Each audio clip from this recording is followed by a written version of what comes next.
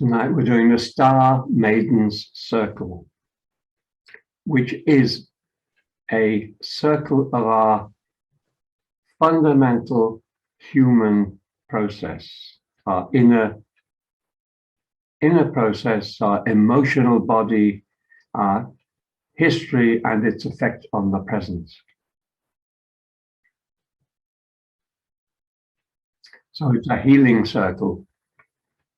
And this is like a foundation for all that comes. When we want to move ourselves around the wheel of life, and it's about the healing of the inner child, the healing of our wounds, and the separation, or should we say, no, not separation, the release of those feelings, the release of whatever happened or whatever traumas we went through, the release of that out of ourselves. The native people call it erasing personal history, which is a very grand term, and it's also a humorous term because it's not possible. But the idea is to erase the effects in our life now of whatever negatives may have happened in the past. We don't want to erase from the positives, we want to keep all them, but we want to erase the effects of hurts, traumas, and so on. Much easier said than done. And for myself, I've been at this for 45 years. It's not finished yet. It never will be. But the point is to keep moving, to keep releasing the energy. So 4 minutes after. So let's begin. The 20 count. I'm going to split screen and remind you of the 20 count that we did last week. So I just put myself up here. Yeah, there we are.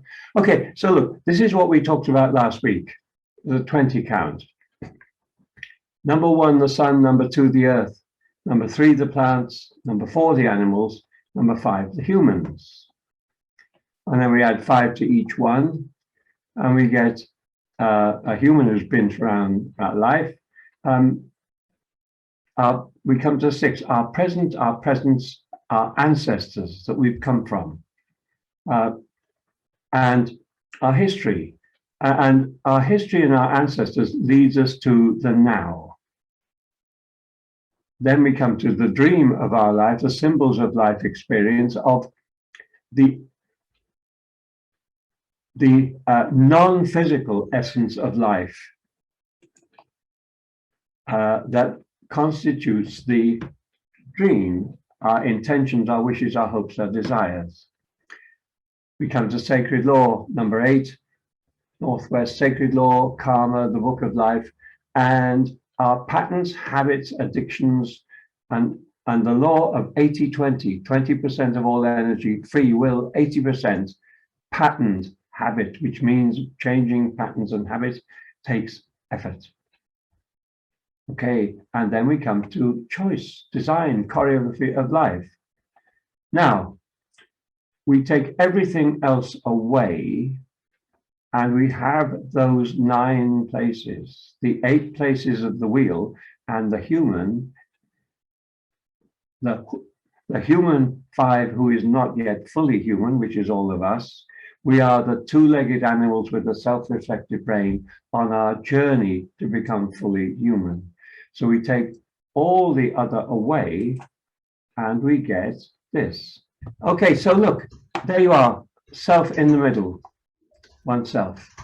We face our water body, our emotional body, our past, our mythologies of ourself, the pain games, which certainly in this culture we tend to pick up and play. Oh, poor me, what is happening? What is going on with me? The child's view, the quality of trust and innocence which helps us to walk through the enemy of fear. Trust and innocence, trust in the universe, trust in existence, and inner sense, inner essence. Inner essence. Okay, so we got so far, we got a beginning. Now I'm going to call the powers to help and guide us in this exploration. So invite you all to focus inside. Invite you all to focus. Where's the gallery view? I'm looking for the gallery view. Gallery, there we are. We can also mainly see each other. So ask you to close eyes, to relax, to focus inside. To focus inside on the real self of you, which is deep within. And so let's call the powers of the south, call the waters, the oceans, the rains, the lakes, the rivers, all that flows, call the water within the body, within ourselves, which is 60, 70% or so, the biggest element within us. And we call the power of trust and innocence, trust in the universe, inner sense, our inner essence, to help us walk through the emotional fear. We need practical fear, but emotional fear is something else. Emotional fear tends to hold us up from where we're really trying to go and who and what we're trying to be. What will people think if you do that and the other? Do you remember that from childhood? It's part of my childhood. Oh. So let's call it trust and innocence to help us take us through and past that. Past that. And we call to serpent, who teaches us and demonstrates how to shed a skin as we go through life. Called coyote the trickster, who is probably responsible for bringing most every one of us onto a spiritual path rather than the path called normal, the path of well, maybe I won't voice that. And call Little Mouse, who reminds us to pay attention to what's right ahead. So we call the powers of the south to help take us this week particularly deeply into our emotional selves. Aho!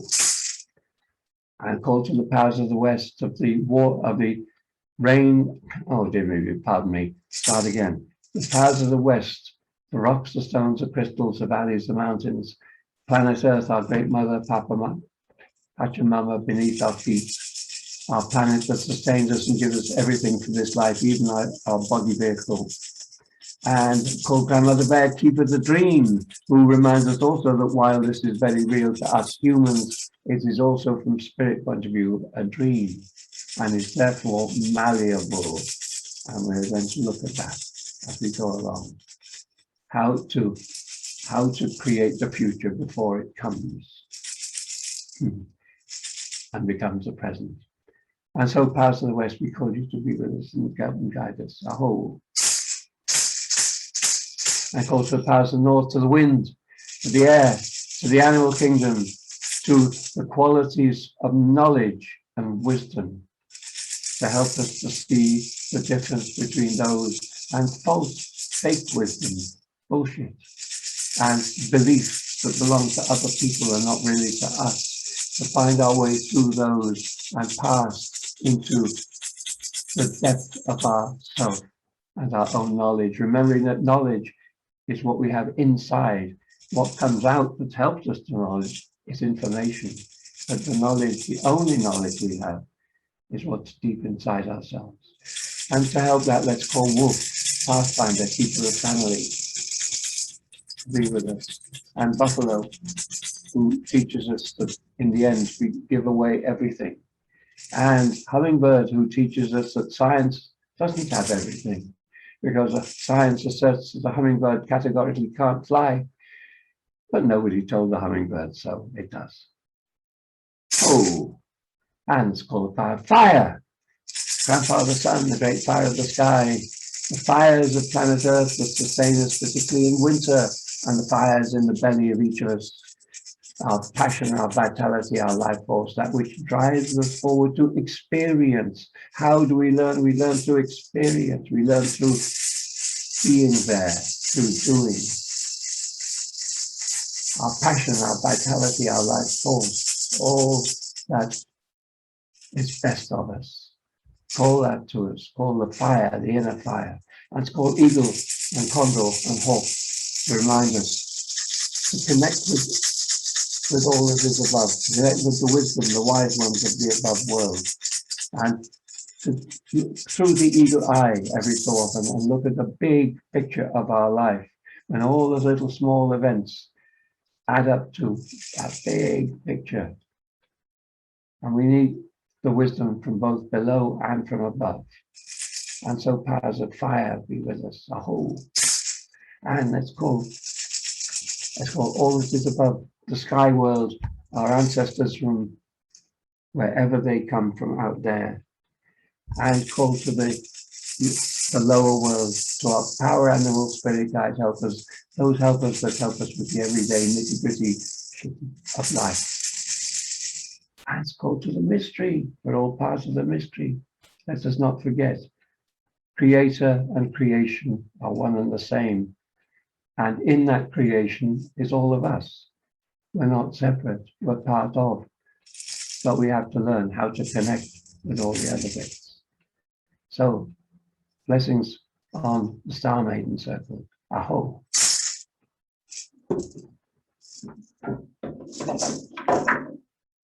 Okay, thanks everybody. So I'll come back to the shared screen. Sitting in the center of the circle, we face the south and we ask the question, or we are asked the question, how were you wounded? What happened? What happened in your childhood from the time in the womb, time through the birth canal, coming into life? Everybody gets wounded, it's part of life. But what happened? What's the essence, the deep bits that matter of your emotional body, your past, your history? Then we come back to ourselves and we face the southwest, the archetypal energies and the reflections from life, which translates to what happens, the reflections, today that triggers you back into those hurt feelings. Are there things that people have said to you, those snappy rejoinders that then push you into a wounded place and you go to them? What sort of things happen today that trigger you? Then we look to the West, we look to the now, and in the now, we can allow ourselves to feel regrets, feel if only this had or hadn't happened, if only my life had been different, if only, that can tell us many things about what we wish had happened and what we feel wasn't right in what happened. And we take that a stage further.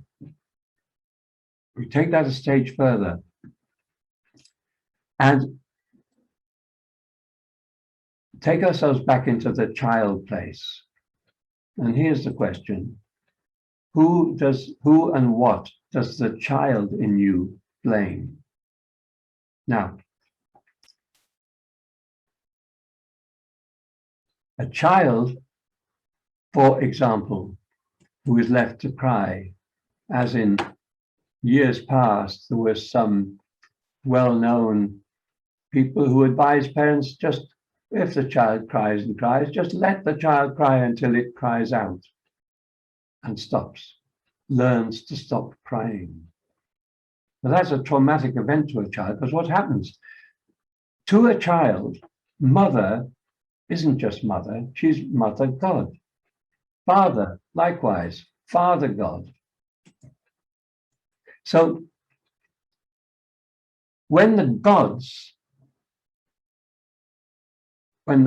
leave you, when the gods reject you, there's only one conclusion that a child can get to, and that is, there must be something wrong with me. So do you recognize that? Most of us in childhood end up in places thinking there must be something wrong with me at different stages. And that goes into the psyche. And if there's something wrong with me, am I entitled to stand on my feet and say what I want?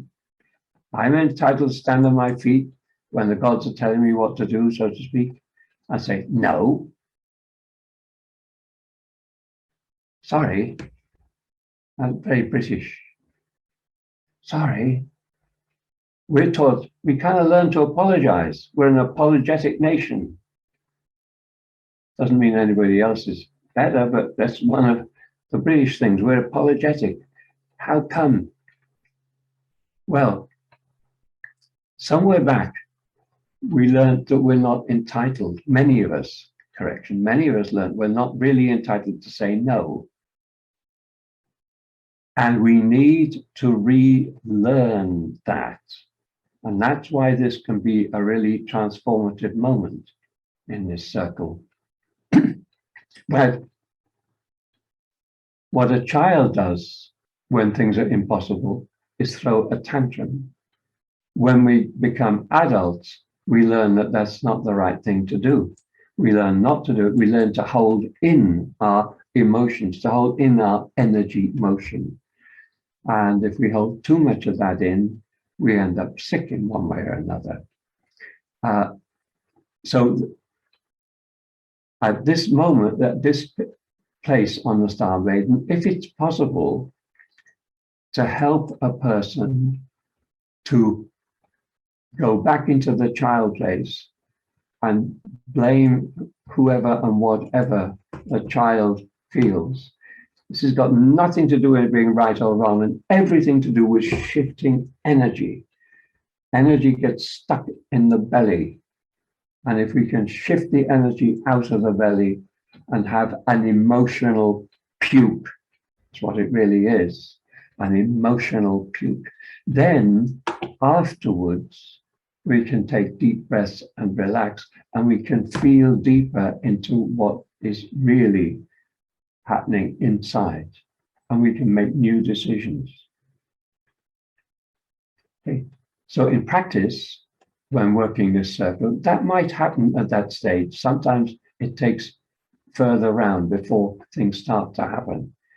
But it's very important that for the therapeutic exercise, that the person whose circle it is, the person in the center, does not blame themselves.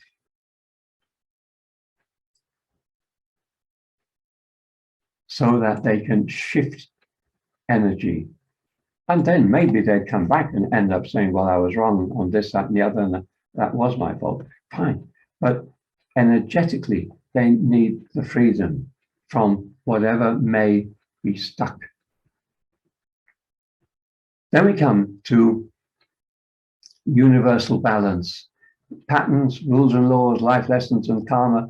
Okay, we come to Earth for the sake, well, to challenge, to go through our karma, which simply means the lessons that we came here to learn, the lessons that we were born to our particular parents, opposite on the circle, our ancestors, we were born through to experience this lifetime. Our karma is what we came here to learn.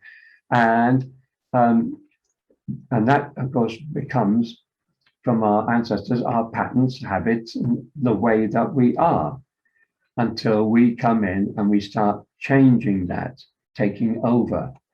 So we're seeking universal balance, and we're seeking sacred rules and laws, sacred law. In the process, we tend to make rules and laws for ourselves. Okay, summary of that. And we come and we face the north, the mind, the air, the thought realm, intellect, beliefs, our worldview.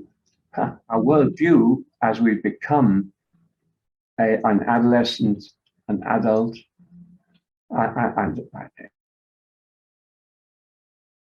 our worldview gets formed by our parents, our ancestors, our teachers, our culture, and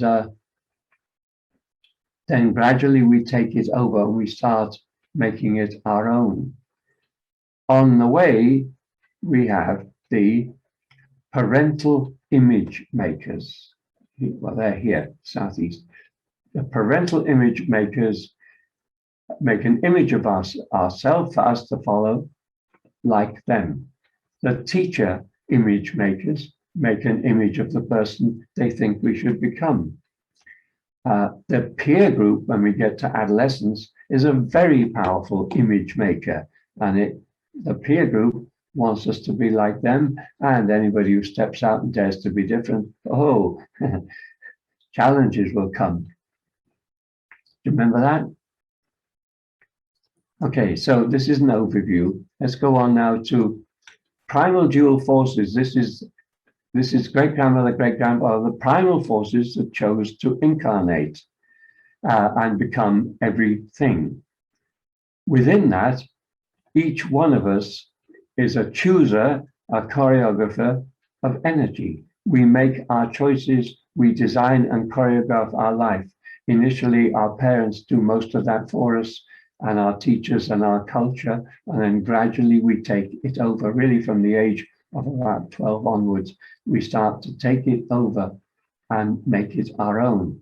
And of course, adolescence, we go to adolescence and we object to everything we've been told and everything we've been taught, and we fight everybody, something like that.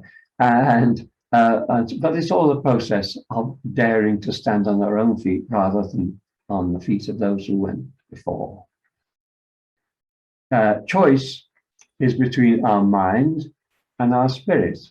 So we have, to one side, we have our mind to use, and to the other side, we have our spirit, our essence, our deep inside to consult about the decisions we make.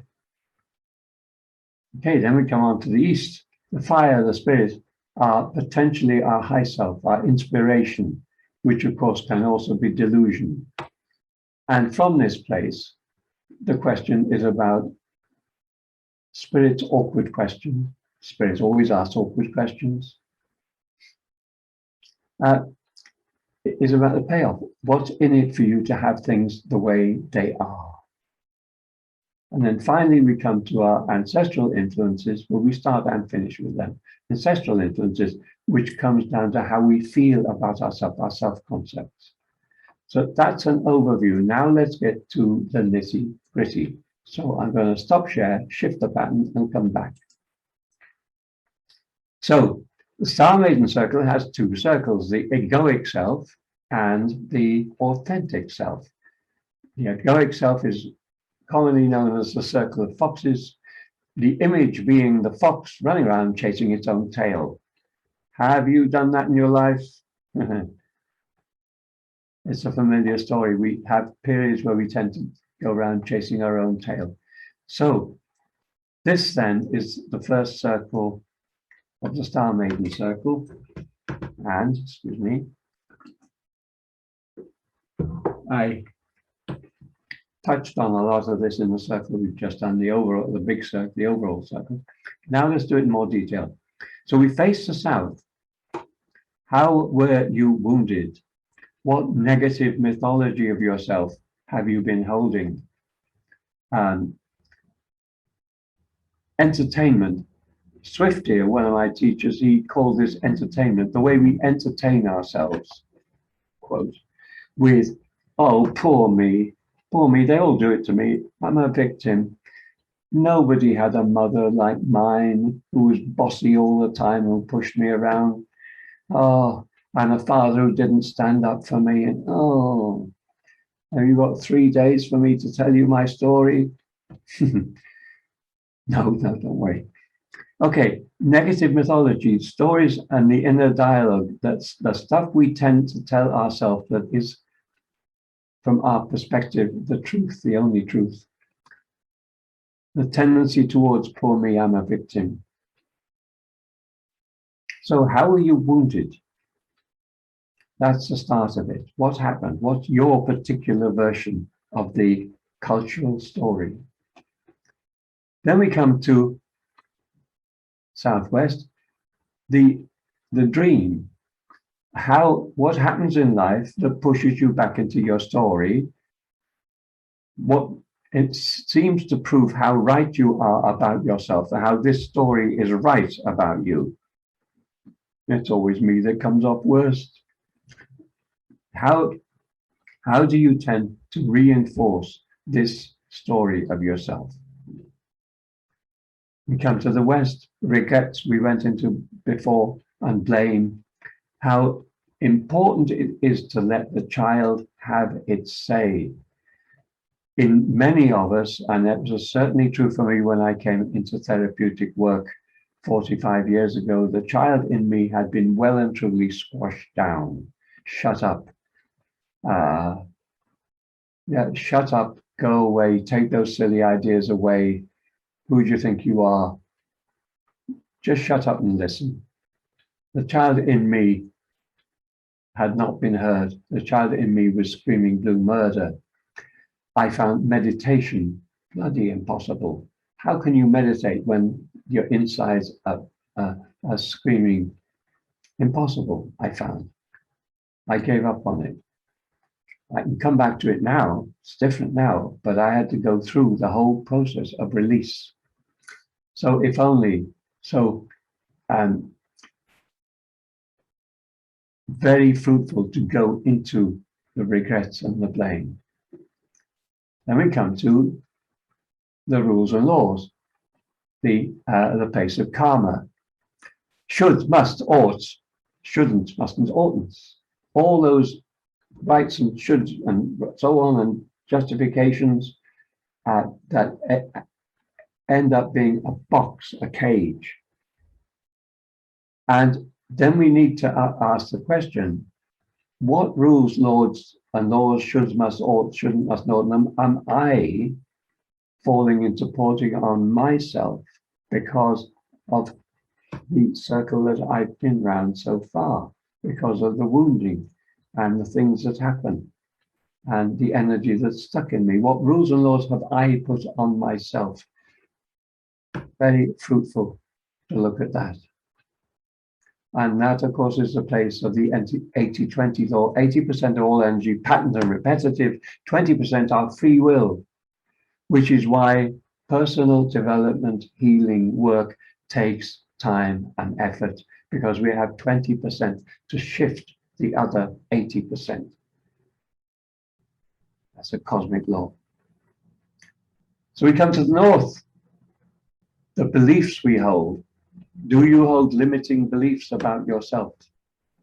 How much of your beliefs are really yours, deeply yours, and how much of it are parents, culture, teachers, peer group, other people, etc.? How selective are your perceptions versus how broad? And are you holding an I'm right, regardless, even though I might disagree with everybody and everything, I'm right? Well, we go there shortly. We come to choices made from limited perceptions and rigid beliefs. The choreography of your life tends to be to try to limit pain and hurt. And it tends to include I can't and won't change. But again, well, we're going to look into that in a moment. We'll look into the choices, and that's between the mind and the spirit. And we'll come around to the spirit. Delusion. Now, spirit asks, how has it suited you to live with these choices, beliefs, the patterns and habits that you put on yourself, the regrets, and so on, and if onlys, whatever that was, the things that happen that push you into your wounding and your wounding itself. How has this circle served you? And the point of that question is, if it hadn't served you, you wouldn't be living it. For me, when that was presented to me, well, I had been living it like that because it meant I kept my head down. It meant that the people who wanted to chop my head off only could chop a bit of it off, not all of it. That The people who wanted to push me around, well, I kind of kept out of their way. I survived. Not a happy state, but I survived. And that's what a lot of us do. We survive, even though there are lots of pressures on us. And then we come to the very last place, our self-concepts, the Southeast. How then, at 3 o'clock in the morning, on a not very sleepful night, when there's nothing to support us in any way, shape, or form, and no TV, and no phones, and no this, that, and the other, how do we actually feel about ourselves? Okay. So that's the circle.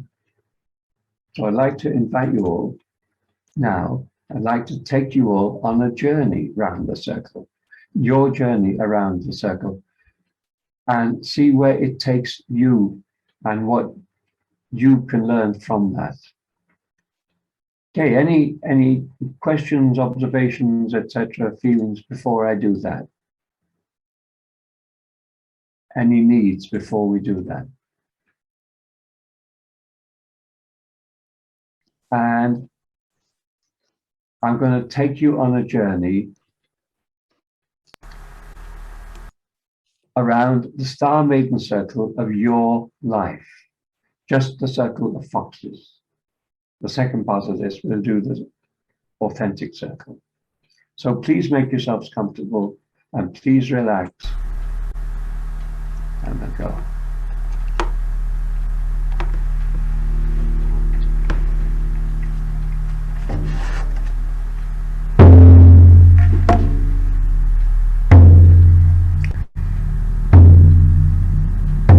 So relax, relax. Nothing to do but time to relax. Time to take your focus inside. Let the outer world do its thing. Let the outer world just carry on doing whatever it's doing.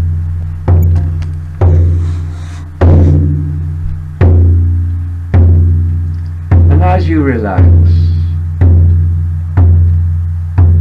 closing your eyes, breathing gently, gently come out of your body and find yourself in a beautiful meadow, which is probably a familiar meadow.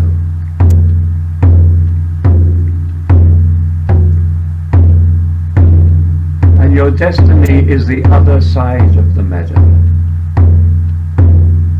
So walk across the meadow, feel the grass beneath, the sun overhead. And on the other side of the meadow you come to stairs.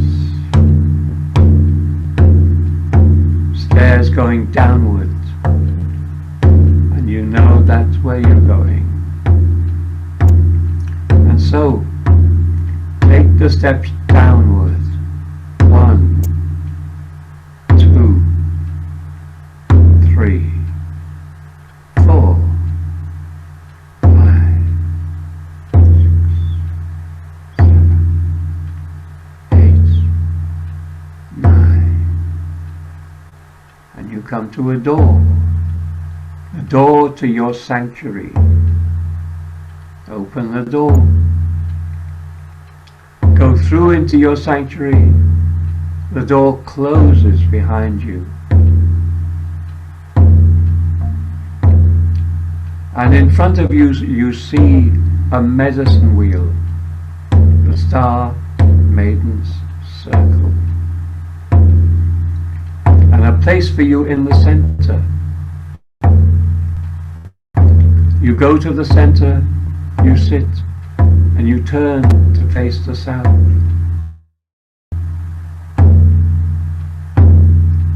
And you realize then there's an elder of great wisdom sitting in the south. In fact, there are elders all around you. Elders who have lived through this life, who have great knowledge of this life.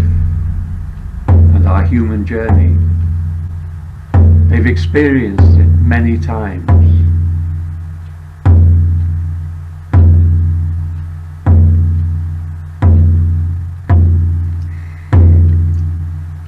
The elder of the South asks you, are you willing to die?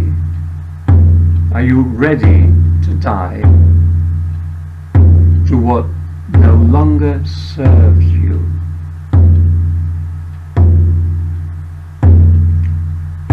And you answer,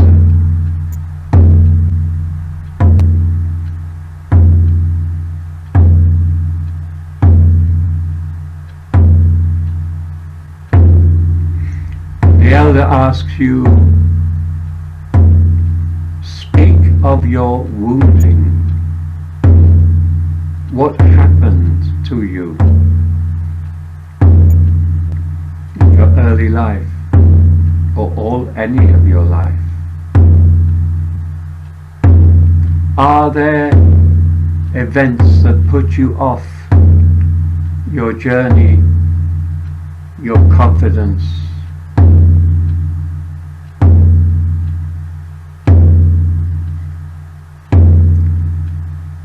Your normal feelings of joy and happiness? Because they are normal.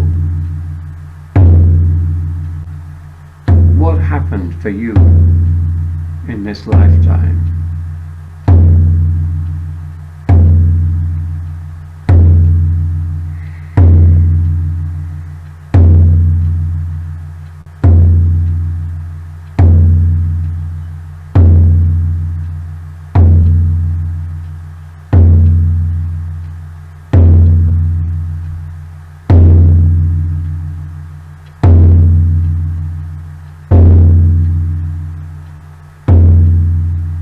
And feel into yourself.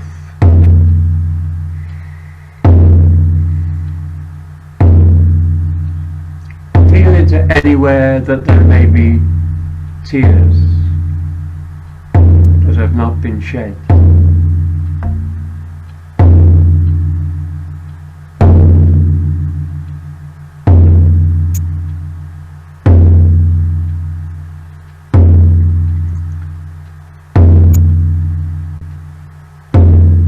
Feel into anywhere that there may be anger, rage,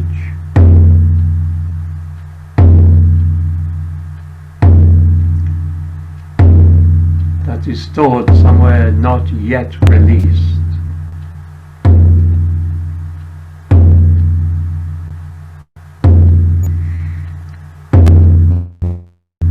And as you do that, remember that rage is half of the word courage. The other half is la cour, the heart.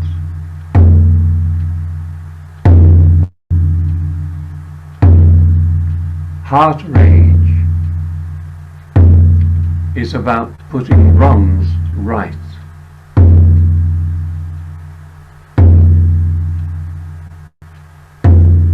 It is honorable rage.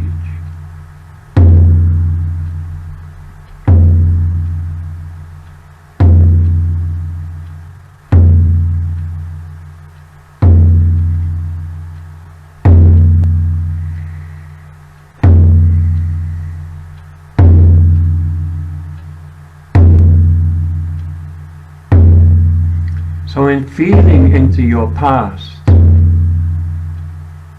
feel into any places where energy is stuck.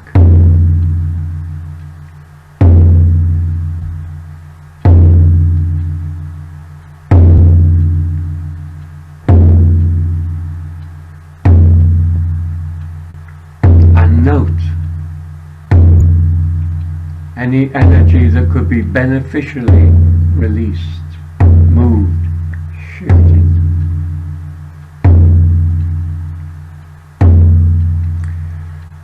When we shift energy like that, we don't always know exactly what the outcome is going to be when we've moved it.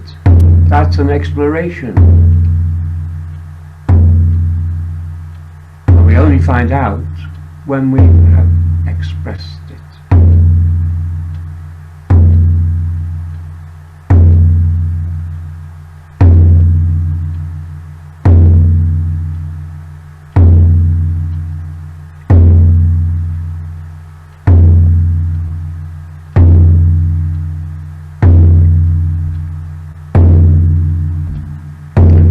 So I invite you then to take a deep breath.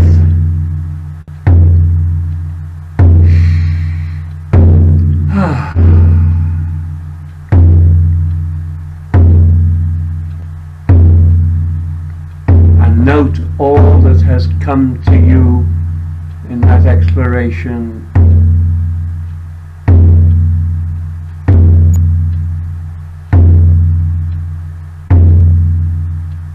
And then move in your mind's eye to face the elder of the southwest direction.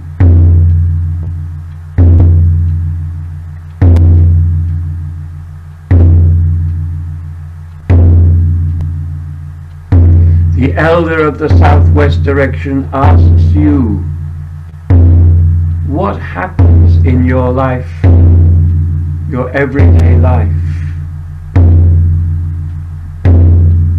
in present time and recent time? Are there things that happen that trigger you back into woundings from older times?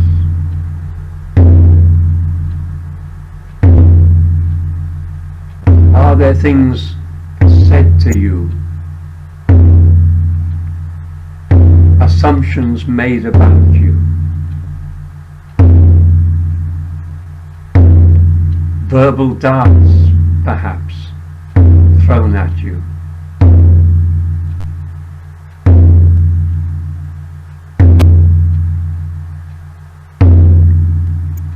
That trigger things that happened in times gone by.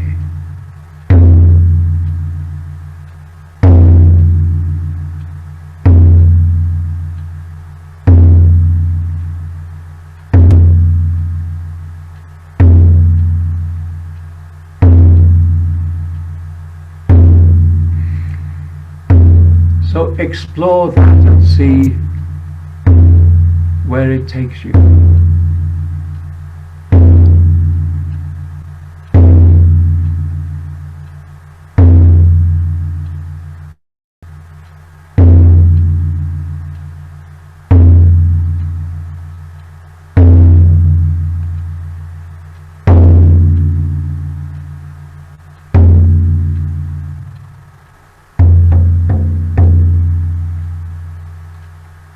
In your mind's eye, move to face the west.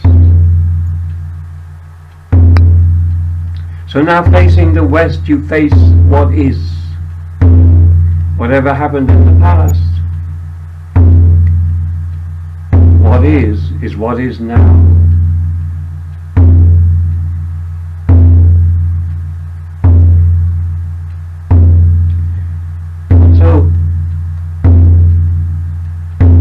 Feel into what is now. Feel into the good bits about it, all that is good about it.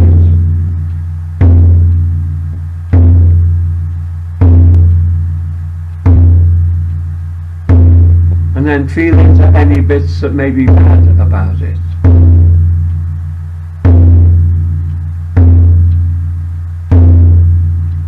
Not the way you would like them.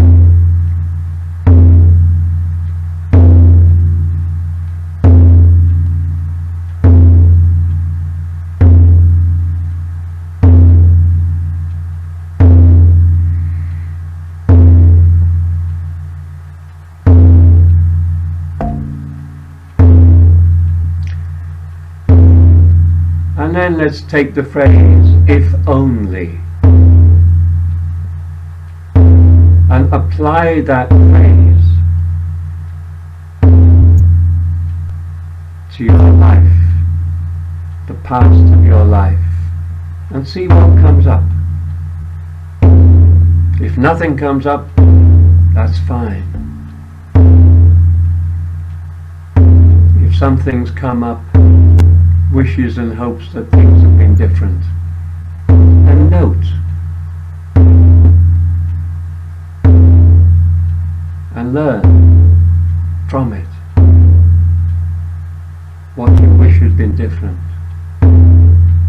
had or hadn't happened.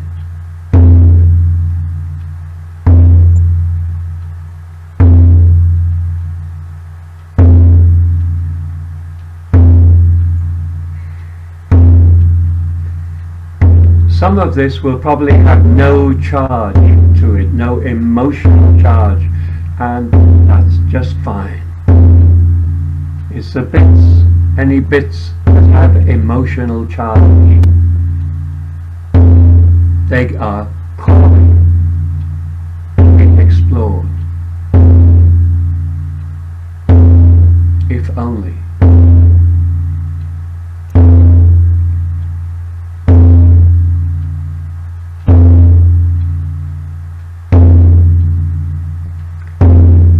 And then go back in time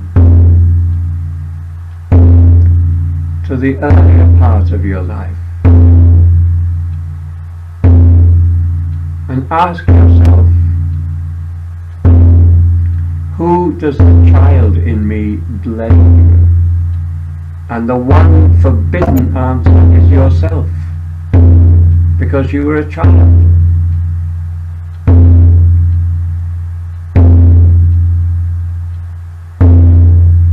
You can't blame a child. It's like blaming a child for being born.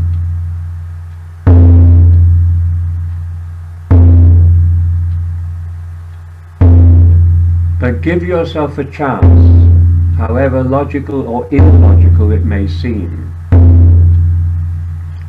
Give the child in you a chance to express she really feels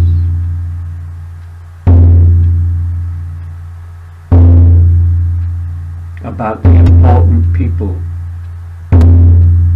in your life at that time, and then subsequently too.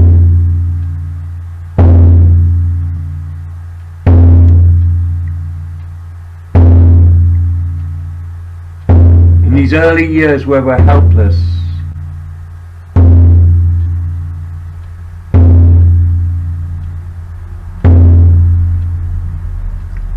we can suffer all sorts of things,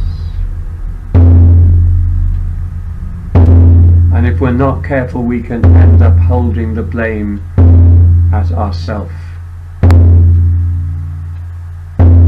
and that means stuck energy. This is about liberating energy.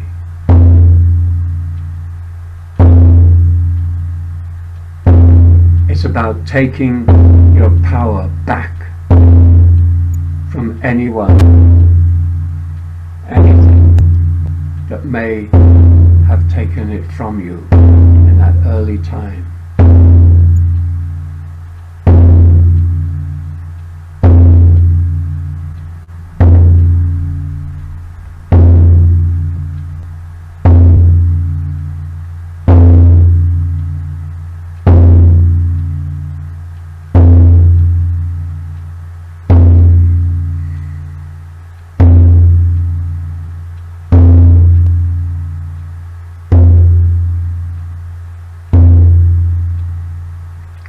Claiming our power back, our rights.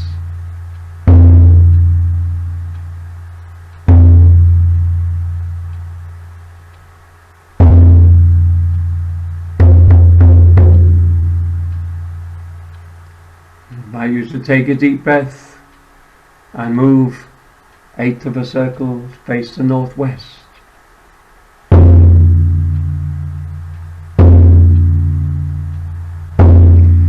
Facing the northwest, we now face karma, the lessons we came here to learn. We face our patterns, habits, and any addictions we may have picked up along the way. Behind us, across the wheel, is our ancestors. Our patterns tend to come from our ancestors until we take them over and make them our own.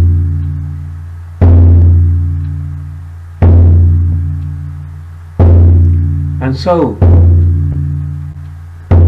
the elder asks you, what rules, laws, patterns, rights, wrongs, shoulds, musts and oughts have you imposed upon yourself and the conduct of your life in order to fit in with the wounding and the challenges that you had early on?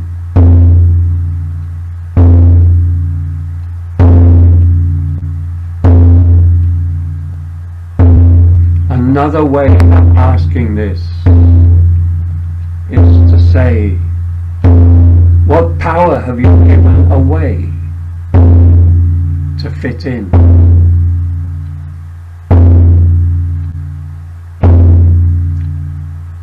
How have you adapted yourself to the pressures that have been upon you?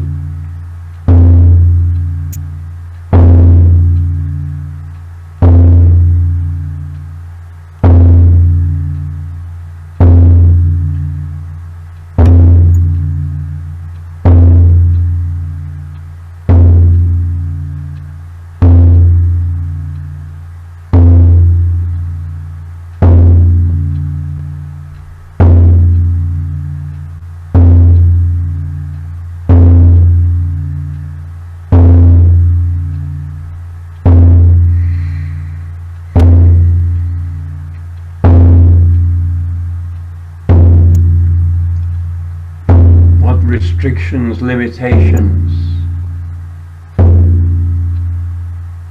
have you made to your life?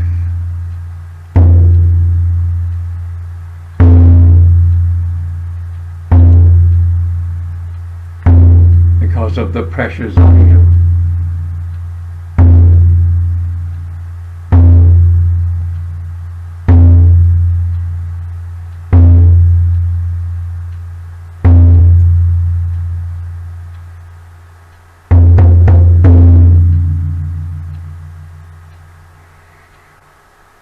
Then in your mind's eye, face the north. And the elder of the north asks a parallel question, but now about belief, about the mind. What beliefs have you taken on? Or better still, are there beliefs that you took on because you were told you should believe? It's good to remember that belief is not knowledge. You can only believe in what you don't know. If you know, then you have knowledge, not belief. Belief is what about things that you don't know. So are there beliefs that you've taken on to fit in with your peers, to fit in with your family, to fit in with the culture?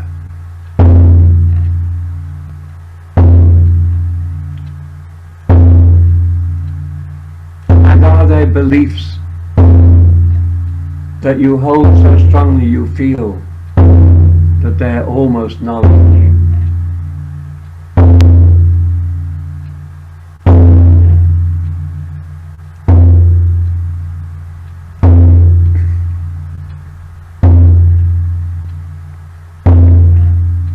Another way to ask about the beliefs that we've taken on through pressure is to say, how have I sold out to fit in? How have I sold out to be seen as an okay kind of person?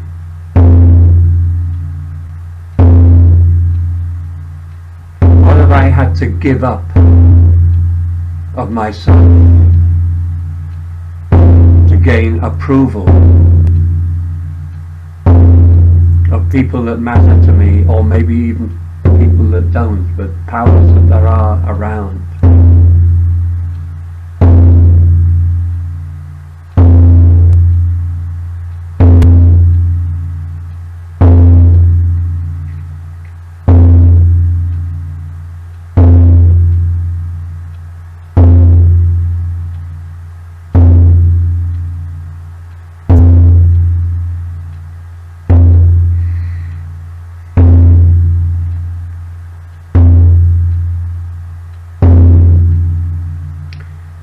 Is a very interesting word in English. If you split it up, it says be, then it says lie, and then there's an F.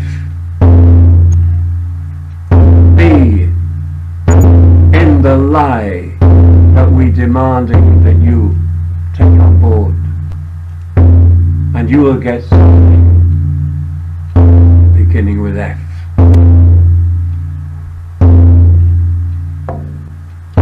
Early life, I tried to take on religious beliefs that made no sense to me.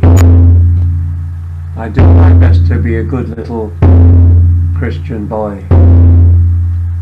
The F that I got was fractured. Fractured. Part of me fighting the other part.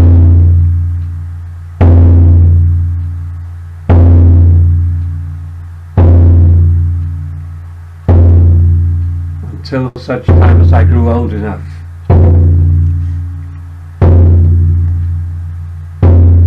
to look into my own mind properly and figure what I really believed, what really made sense to me, and to throw out the other part.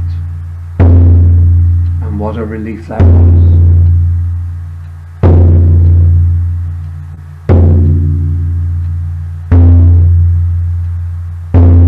Fractured people have no power. When we've been fractured, we need to put ourselves back together.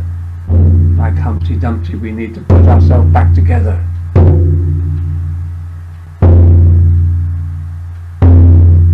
But in the process, we need to get to know ourselves better, to get to know ourselves well.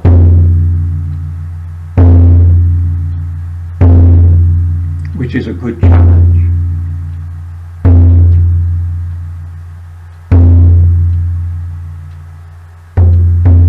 And that brings us to the northeast. Design and choreography of life. So the elder of the northeast looks at you quizzically and says, whose life have you really been living? How much of it has been your life, and how much of it has been to fit in with people and circumstances and culture and peer groups and whatever else?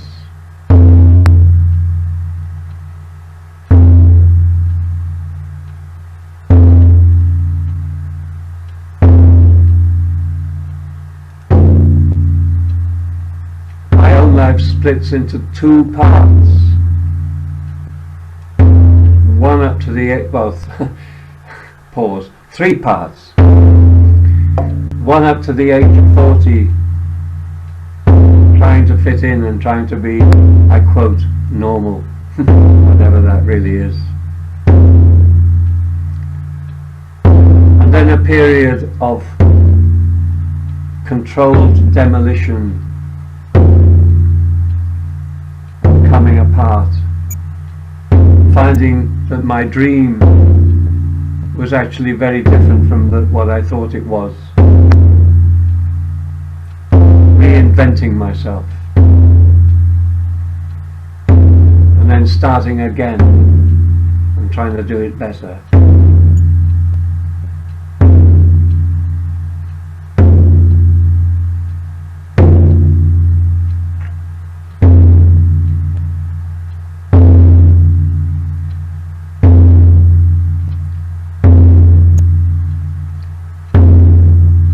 It's good to look at how much of your life feels like it's really yours, the essence of you, and how much of it is adapted to the needs and pressures from loved ones to culture, the pressures that are upon you, as pressures are upon all of us.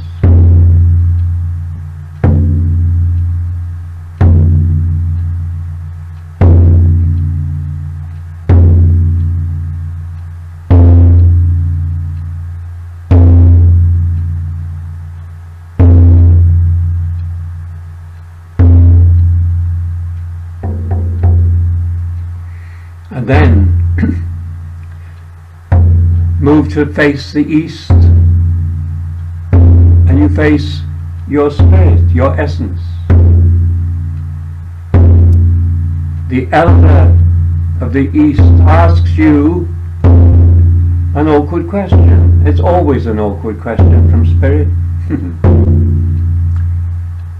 How has it served you to have it the way it is?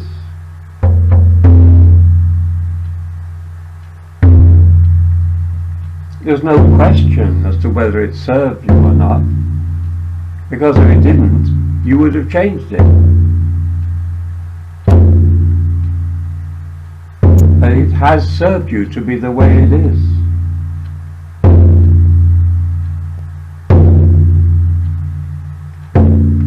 If you feel that you have needed to change it and you haven't, that's an interesting feeling, an interesting observation.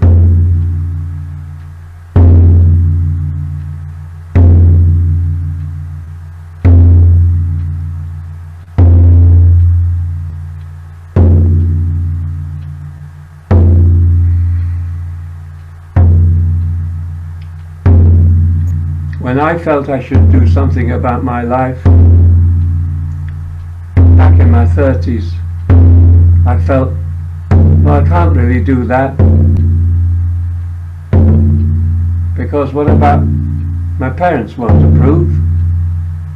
My livelihood depends on the job that I have,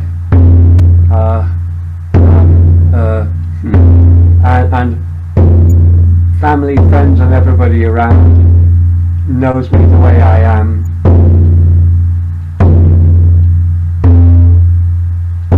I can't possibly become the way I really want to be. So I didn't, until life got so bloody intolerable. There wasn't a choice anymore.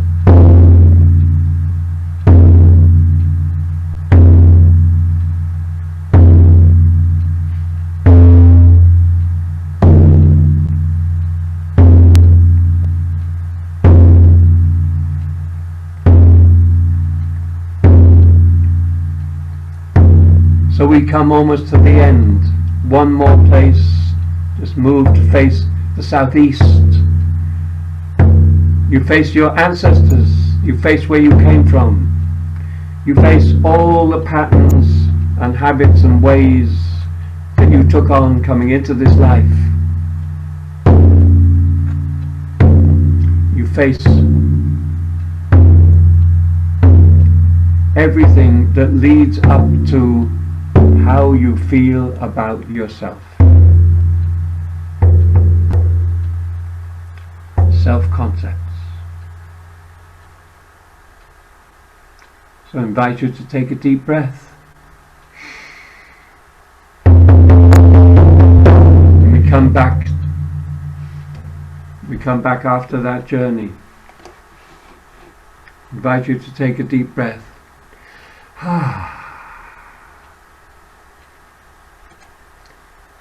And what I'd like to do is invite you to go to breakout rooms for 5 minutes each way with a partner, and to take whatever from that touched you, whatever from that it was important, whatever touched, and to share with your partner about that, and then to listen to them about whatever touched them. Then we come back together and we'll share together a little bit, and then we'll go round a second circle, which is the way, which is a blueprint for moving beyond. Okay, so I hope that works, everybody. Lucinda, are you ready?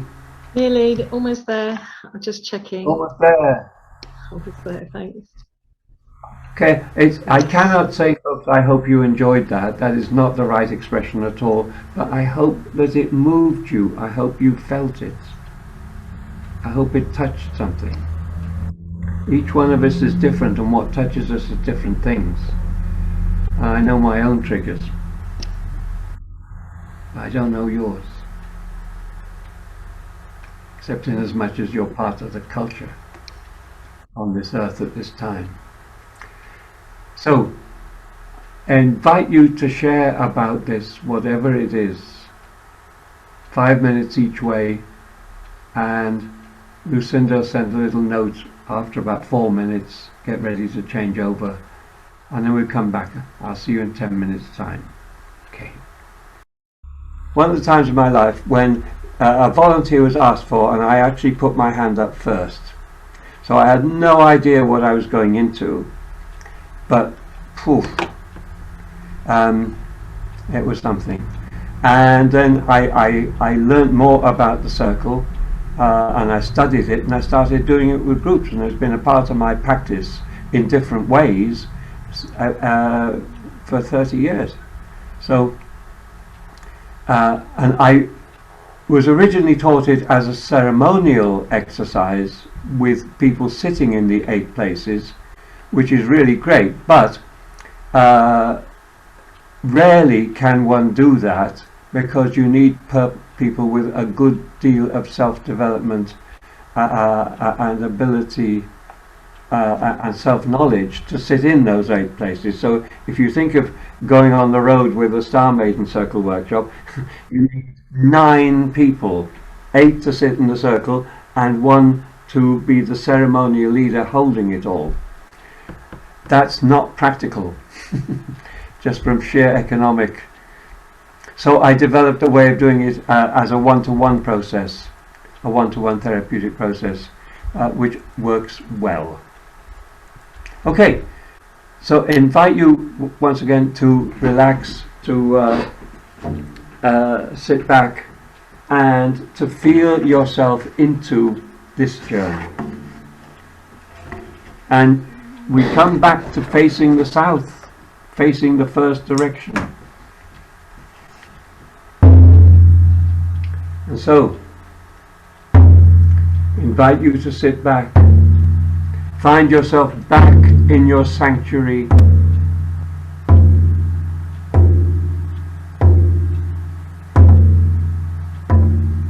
Back in the circle of elders. You've been round the circle,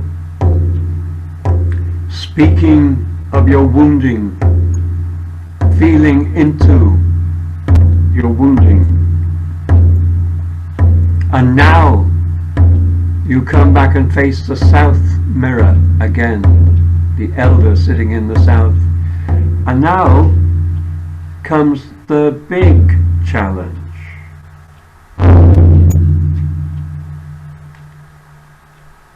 Are you ready to release the past? Are you ready to accept the past for what it was? You can't change it. It was what it was. to accept it for what it was and release the energies of it and move on. Put it another way, our past is a big heap of baggage, and we carry it with us until we dare to let go of that baggage. This, of course, is monstrously easier to say than to do. So I can say I have been dropping my baggage for 45 years and I cannot tell you that it's all gone. I keep getting reflections of more bits to let go. It's a journey. It's a journey. But the more we can let go, the lighter we can move ahead. The idea of enlightenment is frequently talked about in spiritual circles, but to me it is clear, it feels clearer if we leave the N out of the beginning and we just say enlightenment. Enlightenment. We can feel that lightness. A true enlightened being laughs a great deal. It's all funny.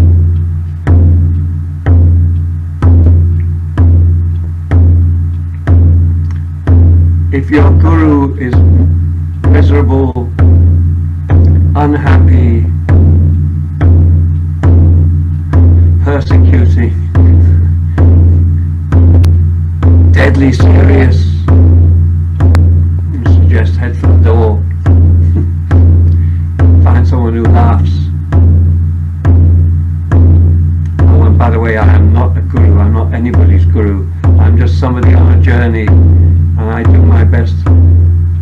But because I'm on a journey, I haven't forgotten what it's like to struggle with these things.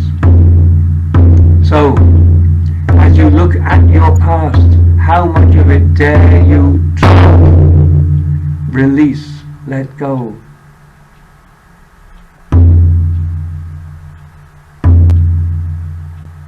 And to make it a process of gradually dropping more and more bits. And all those injunctions of old, who do you think you are, you'll never be any good, you never do as you're told, you should be this, you should be that, you should have this kind of a job and you should do that and be this. Pile them up and drop them in the bin. And that word should and shouldn't, its partner, are very good words to see if you can dispose of them. On the medicine wheel, guilt sits opposite the inner tyrant. The inner tyrant, that voice within us that tells us all these things, that repeats all those injunctions, that voice inside. Without that voice inside us, guilt doesn't work. Guilt only works if we take it on board. So as we face the south mirror, the invitation now is to dare to drop whatever you can of your past, having, of course, learned from it. Learn from it and move on. The more you learn from your past, the more you dare to move on free, the more you can dream your own life. And so, in your mind's eye, move now and face the southwest mirror. Last time the southwest mirror was what happens in life that pushes you back into your wounding. In other words, how much are you dreamed by the forces around you? Now this time, it's how much and what do you dream for yourself?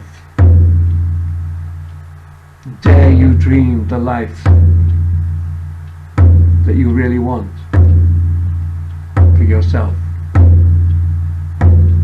Of course, the life in tune with Spirit's will for you. And in all this work, we're not talking about self-indulgence. When we talk about pleasure of being oneself, it's not about self-indulgence. It's always good to remember joy comes from giving. There's joy in getting as well, but the real joy, deeper joy, is in giving what we can give.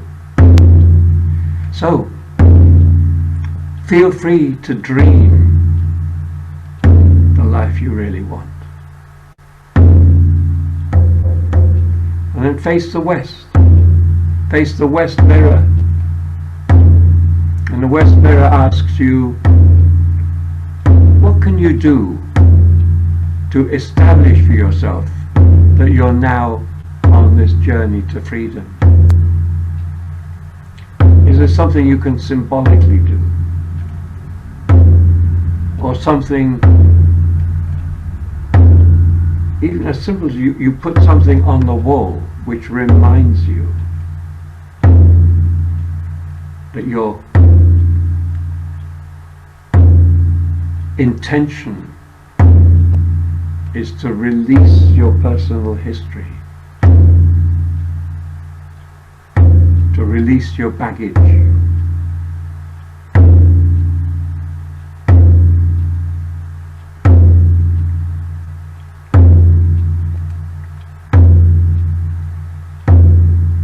And then move to the next place, move to face the northwest mirror, the mirror of karma.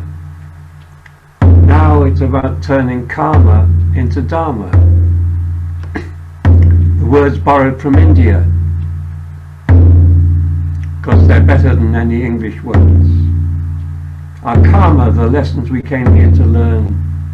Our dharma is lessons learned.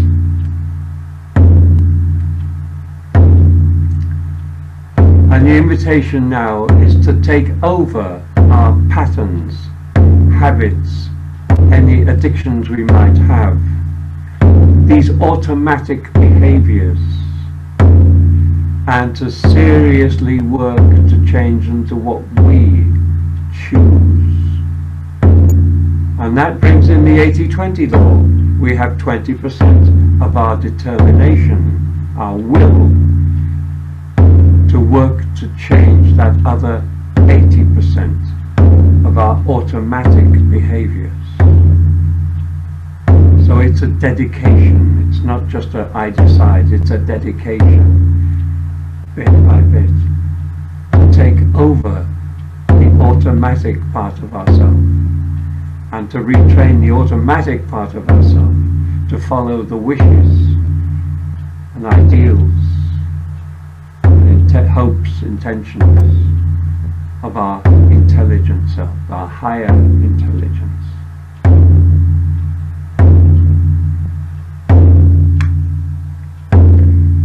And so now we take our repatterning self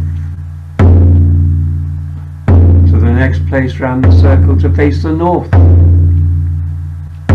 And we approach this with belief. So looking at yourself, what beliefs that you've been holding serve you? Are there beliefs that don't serve you? How can you now shift your beliefs so that they all serve you? A belief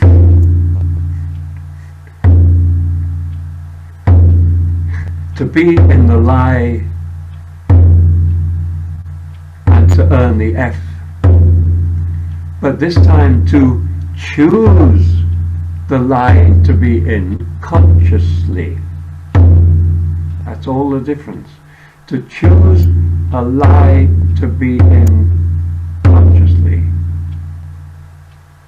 So now I feel myself challenged now to turn that into reality.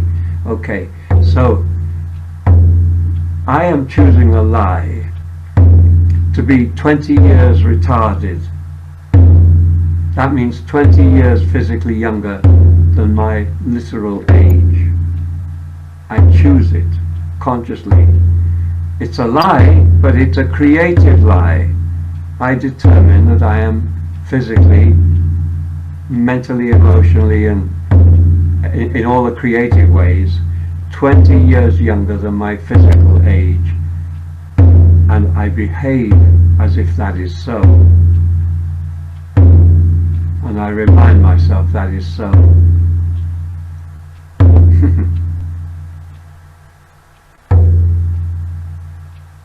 And most of the time it works. Just occasionally I get pulled up short.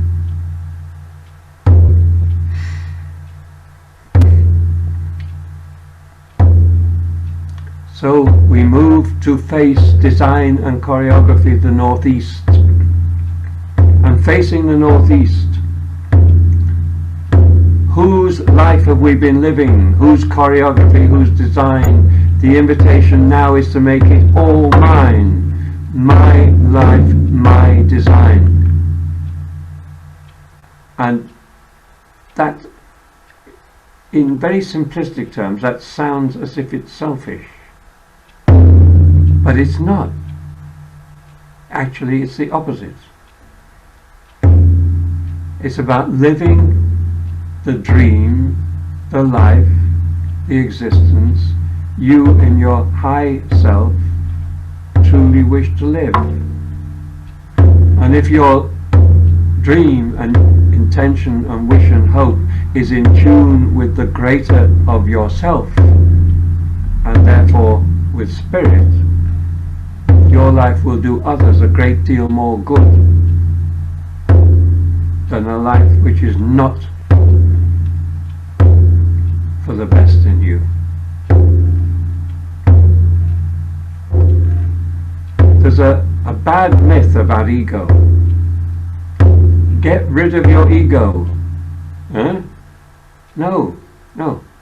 And egotistical people have big egos. No, they don't. No. Egotistical people have little egos. That's why they need to prop them up. Here's a question. What is the difference between an ego and a sense of self?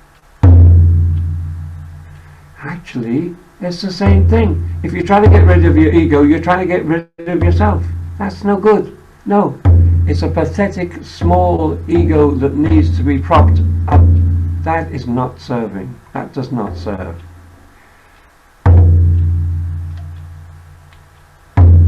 But a strong sense of self based on self-knowledge, self-acceptance, self-belief, self-love, self-care, self-actualization, making the best of yourself.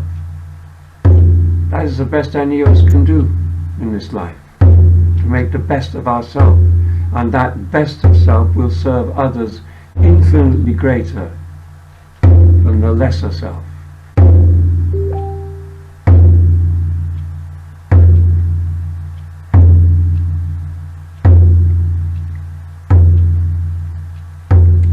So we move to the last place, no, the second to last place, we move to the east. And Spirit asks the same question.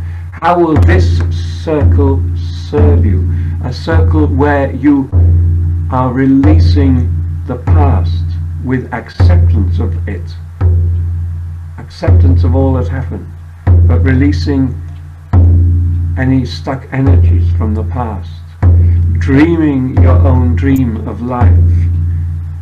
Working to manifest your dream, taking on, improving your own patterns and habits to move towards your dream of life, taking on any beliefs that may be helpful and useful on the way to them becoming knowledge, becoming truly the designer and choreographer of your own life. How will that serve you? Pretty well, I would think. How will you feel at 3 o'clock in the morning at the dead of night when you're sleeping alone? Well, waking. Not too bad, eh?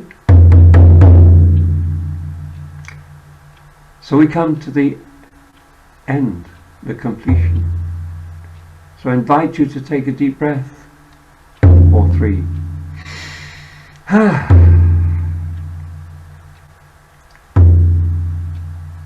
And come back from your sanctuary. Let the door close behind you. Come back to the meadow, back to your body, and back to the here now.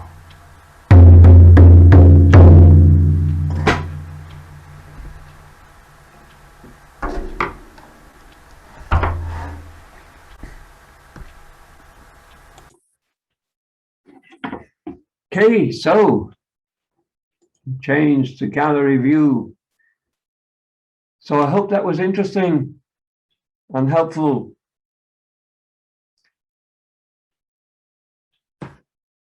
The circle of foxes, and then the authentic circle of finding and moving gradually to live our true and truer self. So I'd like to open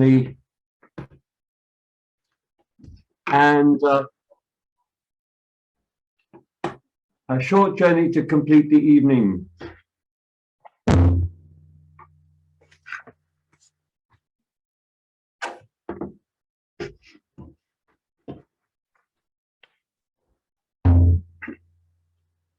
Now I need to change the sound. There we are. So,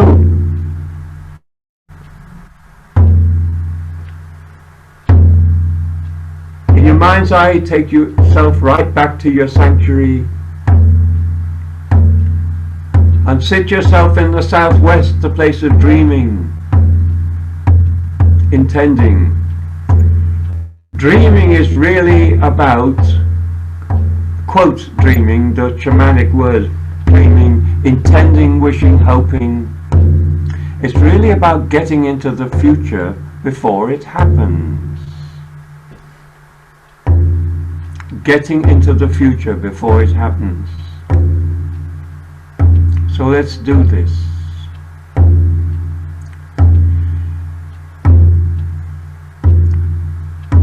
So now stand up from the center of the wheel. The elders have gone, they've done their job. So you sit now in the southwest, facing across the wheel to the northeast. Sitting in the southwest, you are sitting in the dream, the wish, the hope, the intention.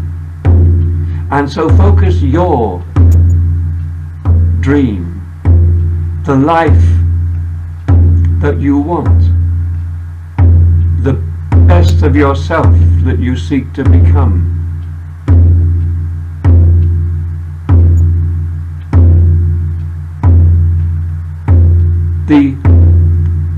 The life that will give you the greatest bliss, true bliss, not self-indulgence. The kind of bliss that comes from contributing, from giving, from being part of, in tune with spirit, with the essence of life.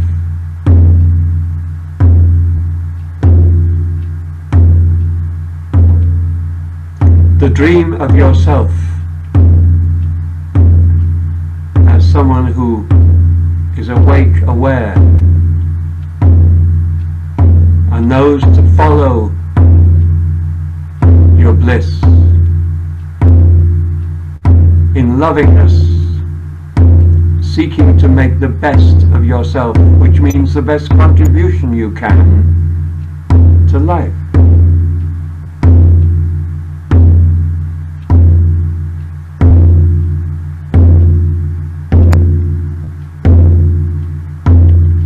And so, on the wheel, stand up now from in the southwest, and you seek to walk across the wheel, symbolically, from the place of dreaming to the place of actually making the choices and decisions to do it. And so you begin to walk across the wheel, getting clearer and clearer,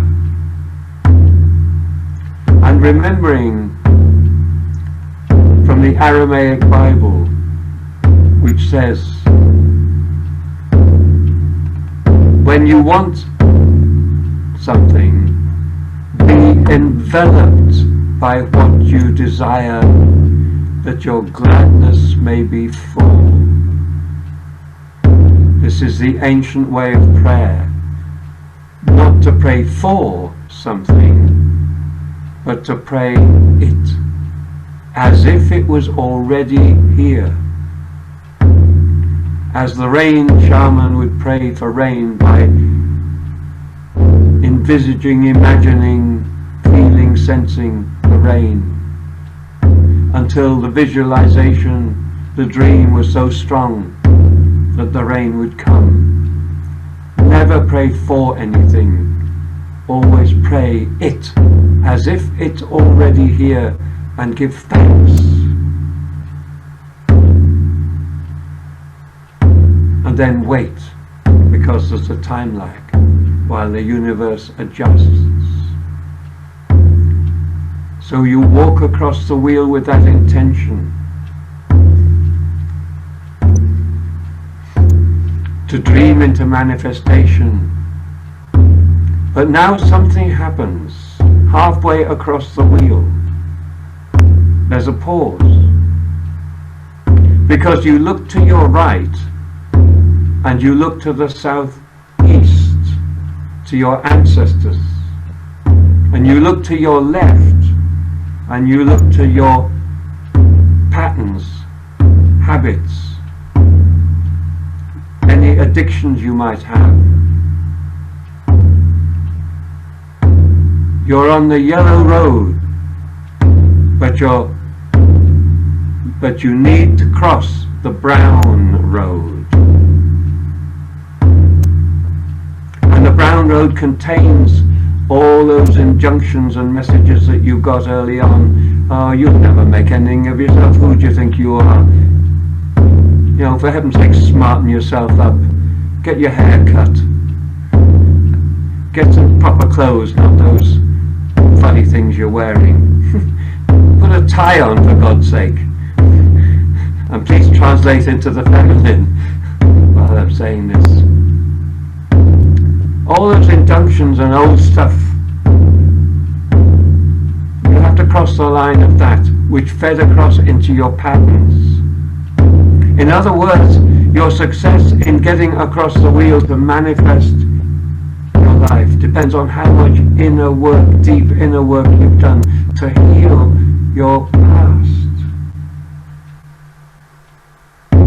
This is the secret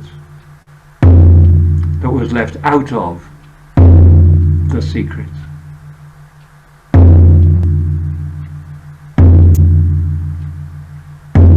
And so now, feeling and sensing now into yourself that you are in the process now of releasing the past, releasing any hold of your history, releasing those injunctions, repatterning yourself.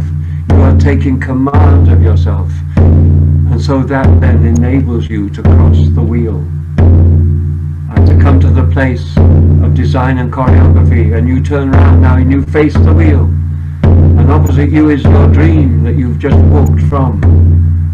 Crossing the other way is what used to be your patterns, but is now your healed patterns.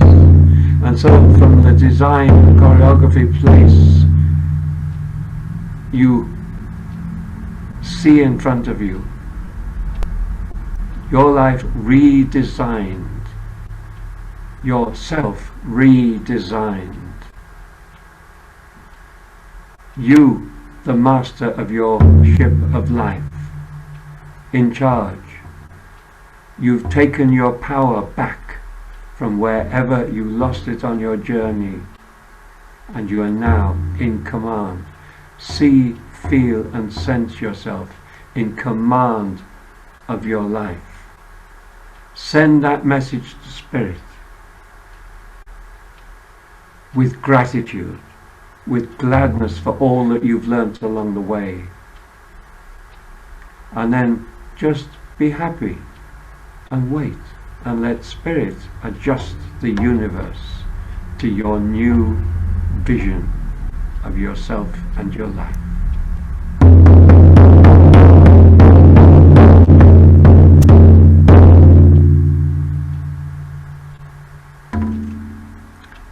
So thank you, everybody. Gallery. Thank you, everybody. Blessings. Give thanks. you. Thanks to the Spirit powers. Give thanks. I'd like to give thanks to my team. Thank you very much. Thank Thank you. Bye. Thank you Thank you, to all of Leo. you. And Thank see you you. next week. Thank See you all next week. Blessings. Bye.